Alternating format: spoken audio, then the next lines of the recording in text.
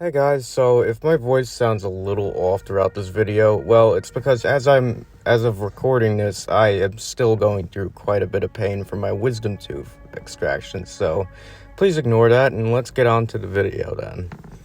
I love animals and I would like to discuss some of my favorite cryptids about a particular species, whales. Whales are some of Earth's most gracious and beautiful peaceful creatures to swim in our oceans, until you decide to fuck with them like Moby Dick.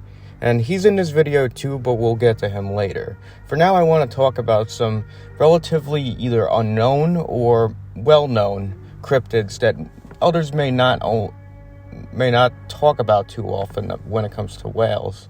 So we're going to go through 5 of them. I think you know what number 1 is, but we're going to go through the first 4. And we're going to explore just how these got started and what kind of traction and what kind of maybe plausible evidence they may have today. So let's get started with number 5. And we're starting number 5 with Trunco. Trunco sounds like the most basic name of a Disney character who happens to be an elephant. This is one of those things where it's an old seafaring tale and you just have to take it at face value. So the story of Trunco was a large decomposed hairy globster spotted off of Margate, South Africa, and this was in 1924. The name given to the fact that it had this long trunk, much like that of an elephant, and was seen fighting 2 orcas out at sea before it washed up on the shore. Many witnesses to the battle included a farmer named Hugh Balance, who claimed that it fought the killer whales for 3 hours and even raised its body out of the water by 20 feet. And he described it as a giant polar bear-like creature because of this dense coating of what looked like white fur. Despite the carcass sitting on the beach for more than 10 days, no researcher or scientist decided, let's go take samples of it, or even decide to study the creature and get measurements. And there was only 4 photos of this cryptid ever taken after wash-up. And as you could see, it was quite massive. Not really a lot of distinct features other than this long trunk-like appendage. And the artwork that I've seen online depicting this fierce battle between this creature and the orcas is quite interesting. It's like Free Willy fighting Snuffleupagus who's suffering from albinism. But indeed, people did, I should backtrack a little bit, because someone did take a sample of it and found out what Trunco actually was, and it was not a big surprise to a lot of scientists around this time. So what was Trunco actually? Well, basing some of the samples on other known samples of known sea creatures, it was another dead whale. But it was so far along in decomp that it resembled nothing of a whale. The white fur happens when collagen, which is an abundant protein in everyone's body, and over time it will fray like wires, hence the weird fur-like thing that people saw from a distance. And it'll come out like a bunch of wires or fur-like shag carpet when it starts to decompose. So this is a solved, disproven cryptid, but the idea of a furry white whale with an elephant trunk sure is a novel thought. At number 4, we have the dimorphic beaked whale. This was a sighting of a bizarre smaller cetacean in 1987, and these pods of whales have been observed off of Mexico, Panama, and Peru.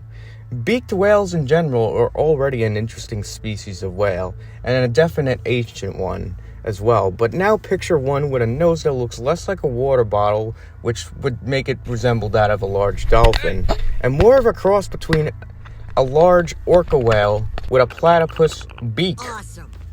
That's certainly a bizarre look, but it's a bizarre species that doesn't grow very large.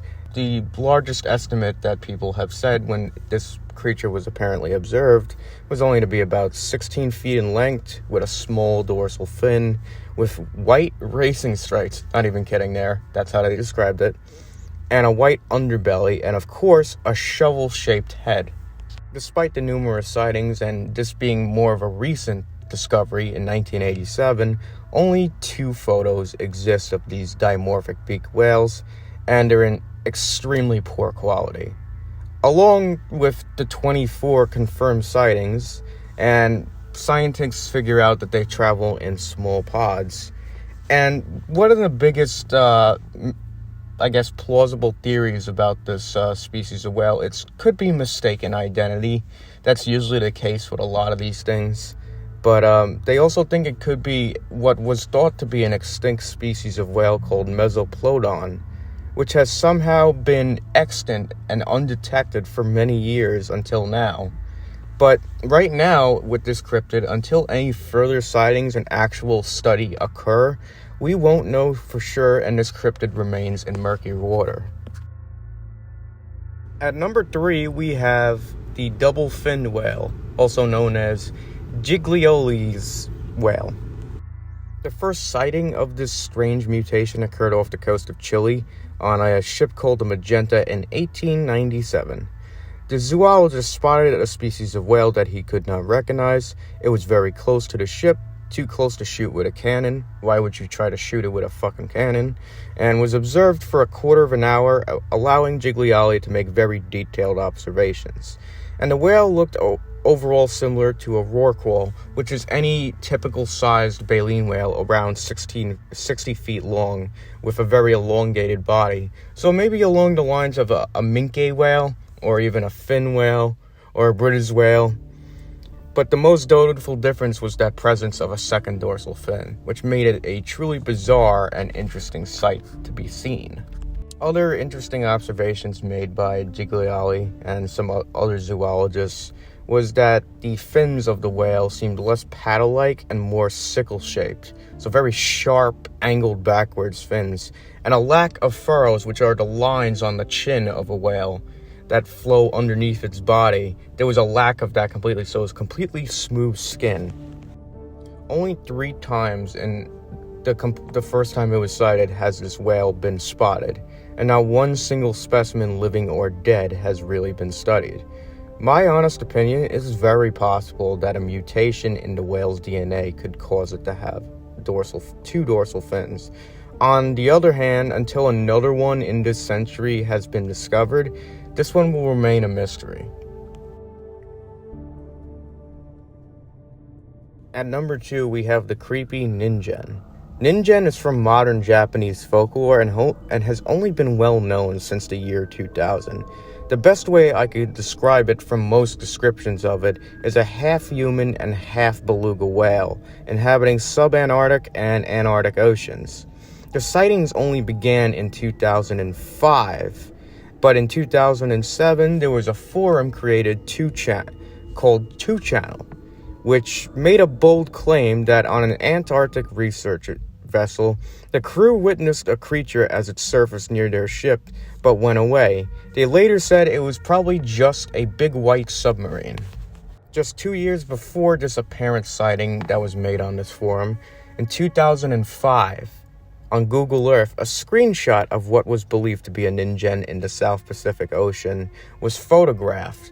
In all honesty, it could have been just a glitch by Google Earth in general, especially around that time, and especially skeptical users online who have expressed their ideas that it's a picture of a glacier that was just caught at a funny angle and resembled something that it was not.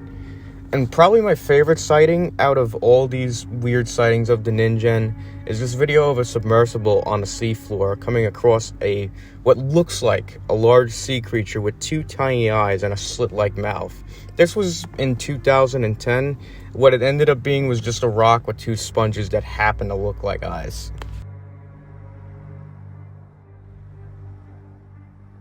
While I think such a creature existing as this would be kind of cool and kind of creepy at the same time, I think most of this is just complete rumors and mistaken identity. What this supposed research vessel saw in 2007 could have been maybe an abnormally large beluga whale, or even a regular toothed whale like a pilot whale with albinism. I don't know for certain, and neither does the rest of the world, but most people agree that this is a mistaken identity. Especially since beluga whales, first of all, a human could replicate the noises a beluga whale makes. They're very friendly, docile, they act a little bit, they're very socially interactive whales, and they do look a little funny. They have that bulbous bubble head that wiggles around, and they're completely white in color. But I really just think that this whole Ningen nonsense is complete mistaken identity. At number 1, we have the legendary Moby Dick, more scientifically and more well known as Mocha Dick. Unlike a lot of cryptids on this list, Mocha Dick was a very real whale, and his fierceness as a force of natural vengeance deems true amongst old whaling stories and accounts. The real Moby Dick was a monstrous bull sperm whale, who was albino and covered in many scars and barnacles. This force of nature would fight off just about any whaling ship that decided to try and kill him, and he's been in over 100 skirmishes with whalers, most notably, and the ship that inspired Herman Melville to write the novel, the Essex. But what exactly happened with Moby Dick's encounter with the Essex? Well, it's not the most pleasant tale about this whale, so I'll give you the basic rundown of it. The account went from most of the crew who were left alive and survived the entire unfortunate incident with Moby Dick, but in 1820 a whaling ship called the Essex was attacked and sunk by a great white whale, who legendarily, they obviously exaggerated the size of him. They claimed he was about 85 feet long. That's a big fucking animal. Those who survived the initial attack were out at sea in small boats for 92 days and unfortunately resorted to cannibalism to survive the ordeal, but only when it was the absolute last resort. This account was the accepted account of what happened, though the whaling company and the whale oil company executives wouldn't want it this kind of story to get out there, but the crew talked. And this is the account that was developed into the story by Herman Melville for Moby Dick, which has since then immortalized Mocha Dick the whale and the story of the crew in the Essex. Which, by the way, if you guys want a good movie adaptation of the book, look no further than the 1956 film with Gregory Peck playing Captain Ahab. And if you want a real story with some minor inconsistencies, I recommend the Tom Holland and Chris Hemsworth film In the Heart of the Sea from 2015. That's a great movie. Both of them are great movies. I'd recommend checking them out. Though Mocha Dick's legacy has been immortalized by the novel Moby Dick, he unfortunately and eventually was killed by whalers, but in a quite noble manner as well. The account goes like this: in 1838, he appeared to aid a distraught female sperm whale who just lost her calf to a group of whalers, to which Mocha Dick responded with great aggression, and he was hunted down and killed, and died a noble hero's death. His actual length and weight was to be measured at 70 feet long and an estimated 50 tons. His body yielded about 100 barrels of oil. Even though with the unfortunate death of Mocha Dick, his legacy has often been that of a vengeful force of nature against man, where even after his death, whalers and other sailors alike started seeing more sightings of a great white sperm whale, a very large one, almost as if he'd never died at all. And then the theory comes around, well, maybe Mocha Dick isn't a single whale, it's an ongoing lineage, which I guess could be plausible, but how long would said lineage last before the genetic makeup of each new whale that comes out slowly becomes less and less albino looking? So it can be plausible. I don't know. I'm excited though. However, out of all the cryptids we covered in this video, Mocha Dick still remains the most well-known and truer than others. Thank you guys for watching. I don't mind some suggestions or what you thought of this video in the comment section. And see you in the next one. Maybe I'll cover something else particular about cryptids, more pertaining towards ocean cryptids, because you know what? They're the most fascinating. Bigfoot? Nah. Too many things about guys in monkey suits, just wandering in the woods. Ocean cryptids is where it's at because it's so unknown. Anyway, thank you guys for watching. I've talked enough. I'm not gonna believe this shit, but I think there's a bear or something up on my roof. The hell is that thing? Hey, it's flipping me off. What the hell? It looks like a Bigfoot. Holy shit. Get off my roof! Oh my god. Where the hell is he? Holy shit! Wow. Holy shit, the thing killed itself. Wait a minute, it's still alive. Holy shit.